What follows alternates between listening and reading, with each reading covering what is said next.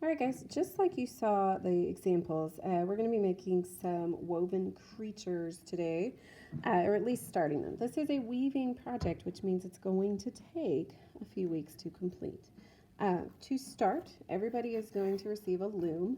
Loom is just the device that you are weaving onto. And at the top, you're going to notice there are 1, 2, 3, 4, 5, 6, 7, 8 notches. And at the bottom there are 8 notches as well.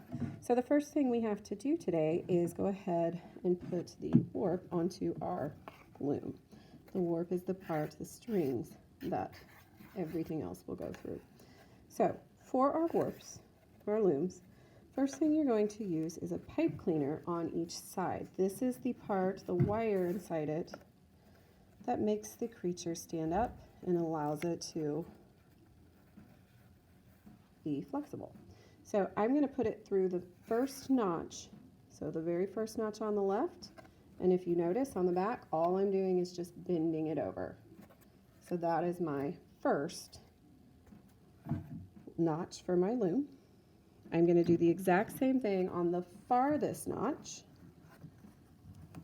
So pushing it through the notch, pulling it tight, and pushing it through the notch on the bottom.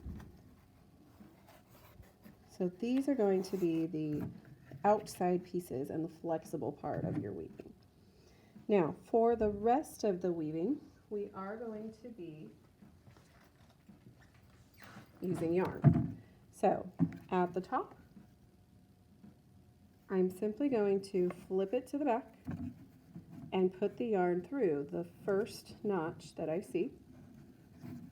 And I usually like to take a piece of tape and just tape it in place so it stays and I don't have to worry about it maybe falling out, at least on the first one.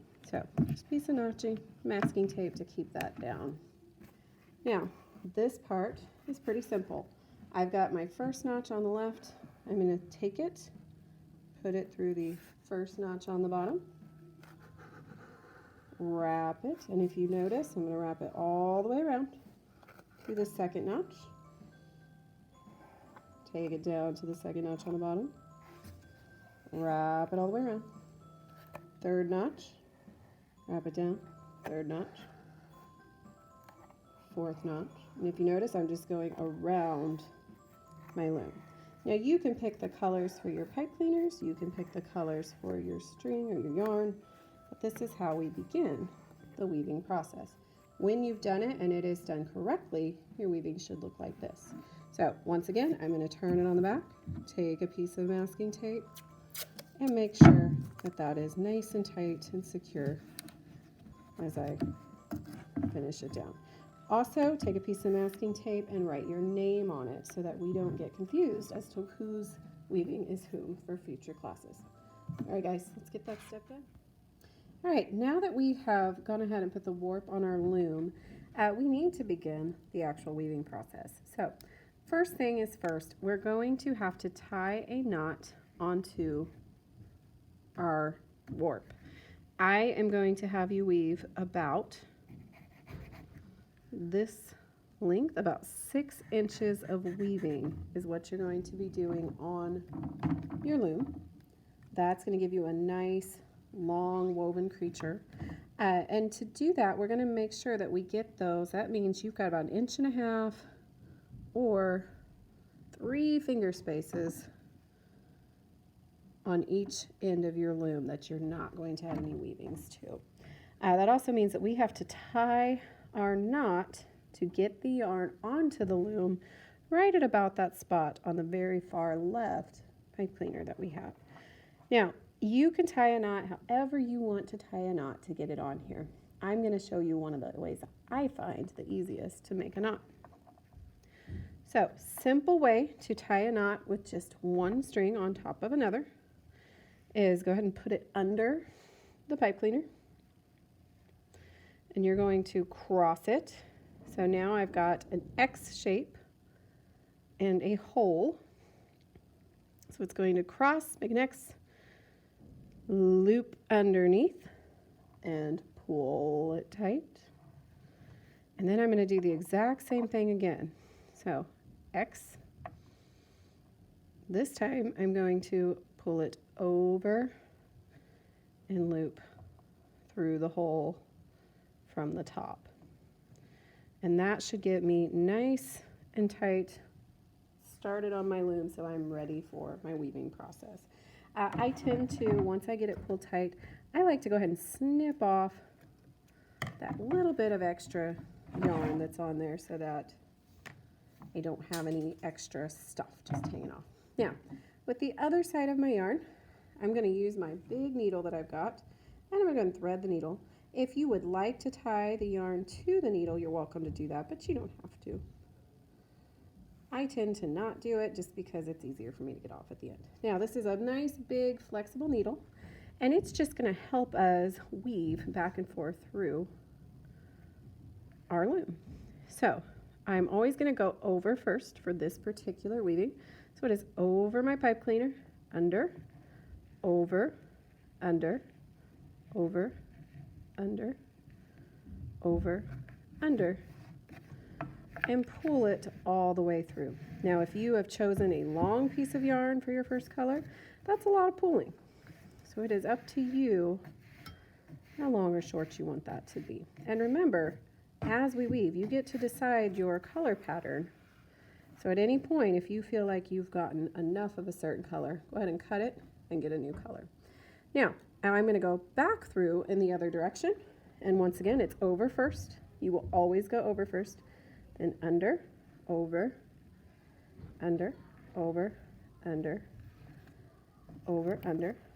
Pull it all the way through. And you want to make sure you push it up so that it is touching, not too loose, the other one.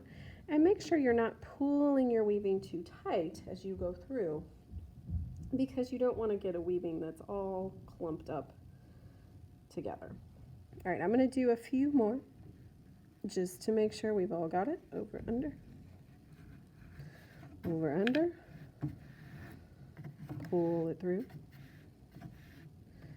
Push it up and give it a little tug on each side to make sure it's not too tight. Same thing, over, under, over, under, over, under, over, under, pull it through. Push it up and make sure it's not too tight. Now, if you do accidentally start pulling it too tight, you'll notice it starts to kind of curve in. So if that happens, you want to correct it as soon as you can. So make sure you come back, give the edges a little tug so that doesn't get too tight, because if it happens and you don't catch it, sometimes it's hard to correct later on. All right, guys, happy weaving today. And we'll talk about some more weaving tips next class. All right, guys, so as you finish up your weavings for the day, the easiest way to save your weavings for the next class is simply to wrap it around your loom, like so. Whoops, my thread fell out. Let's put that back in there.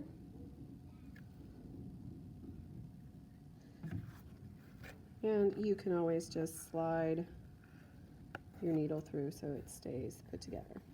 And there you go. All right, once you have woven your creature all the way from, remember, the top mark that we made with our 3-finger space to the bottom mark, make sure you've pushed it up so there's not a lot of spaces. It all fits in that space. And then you should, once you've finished your last row, make sure that it is tied down. So now we have to get it off of the loom. Here is the easiest way to do that. I'm going to turn it over, and I'm going to go ahead, and I'm not taking the yarn out of the notches yet, but I am going to cut that yarn in half so that those are now loose. And on the top, I will have to remove the tape as well,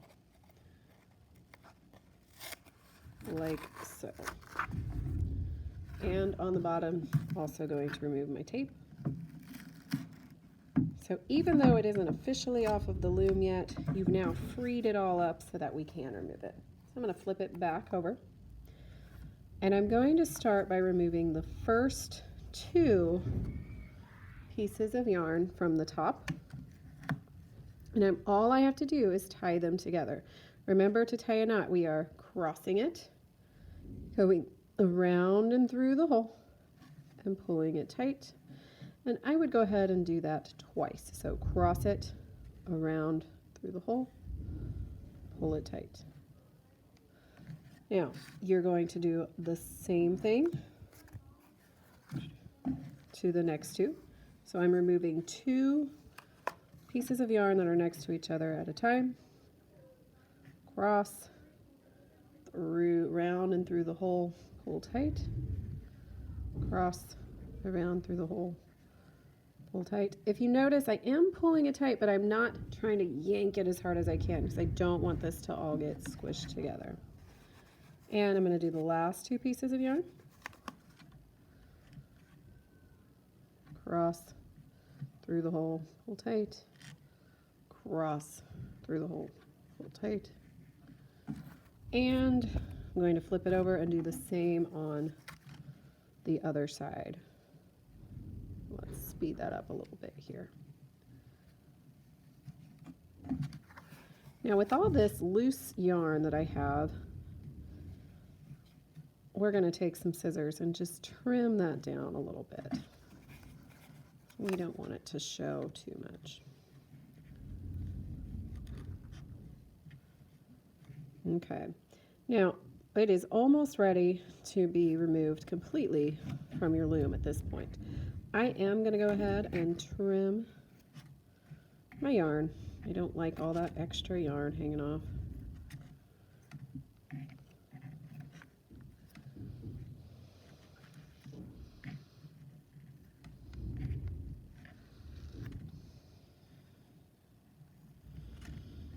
And then once we've done that, I will remove the pipe cleaners as well. Now, we use the pipe cleaners on the side so that your creature that you are creating has some arms and legs, or just legs, whichever you want to call those. So we're going to go and take that off so they can come off the notches as well.